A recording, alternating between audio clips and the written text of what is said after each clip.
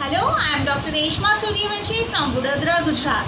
I am the General Secretary of Heritage Foundation and co-founder for Dr. Suryavanshi's Pulse Clinic. I am an acupuncturist and a Sujok therapist. I give training into acupuncture and Sujok, and I am an authorized lecturer for Sujok therapy from International Sujok Association. In this video, we are going to review the TCM Meridian Small Intestine, which will be helpful for all those students who are giving examination of Maharashtra Council of Acupuncture. So let's get started with the commonly used point of small intestine meridian, SI6 being the first. To locate this point, small intestine 6, I will ask my patient to put the hand like this, that is towards her chest, and when I put this hand like this, the palm is facing towards the chest. Then when I move this wrist from left to right, and if you can see this nice bone, so when I am just putting this hand like this and moving this left to right, I can feel a nice dip over here. So this is the head of the ulna. So this point is dorsal to the head of ulna in the body, cleft on the radial side of the styloid process, found with the palm facing the chest. So this is the point SI6, and I will mark this so that you can easily locate this point, small intestine 6.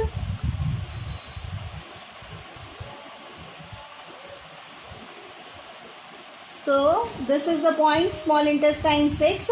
It is useful for painful alteration of the shoulder and the neck region. Of course, it is helpful for any problem into the palm or the fingers. Also for the shoulder and the neck region, you can use this point, small intestine 6.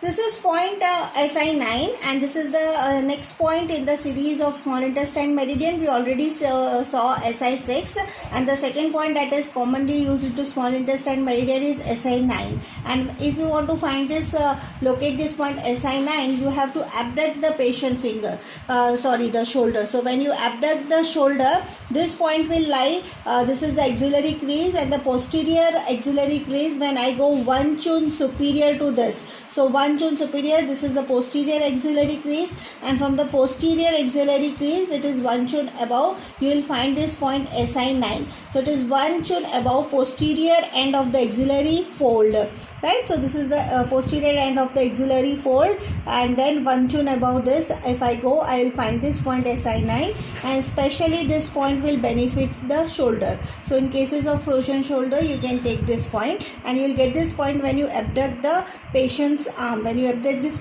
patient's arm, you will clearly find the posterior end of the axillary crease, and the posterior end of the axillary crease, when you go 1 chun above, you will find this point SI9.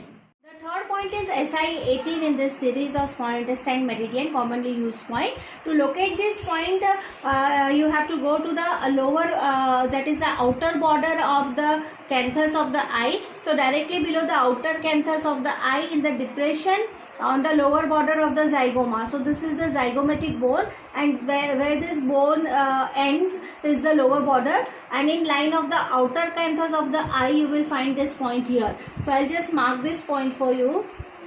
So from the outer canthus of the eyes, and just below the zygomatic bone, you will find this point SI18. Point can be used for facial paralysis cases or Bell's palsy cases. This point SI18 can also be used for chronic myofascial pain, trigeminal neuralgia, toothache or tics. It can be used for maxillary sinusitis, and also for any problem related to toothache also you can give this point. After SI18, we will find SI19, that is anterior to the tragus and posterior to the condyloid process. So to locate this point, I'll ask my patient to open her mouth. Kindly open your mouth, and when she opens her mouth, I can find a depression just posterior to the condyloid process, and this is the tragus. So in between this point tragus and the condyloid process, in between these 2 points, I will find this point SI19 when the mouth of the patient is open. Then close your mouth please. So this is the point SI19. So SI18 and this is SI19, and SI19, the indication of SI19 is disorder of the ear. So any problem into the ear, you can give treatment at this point.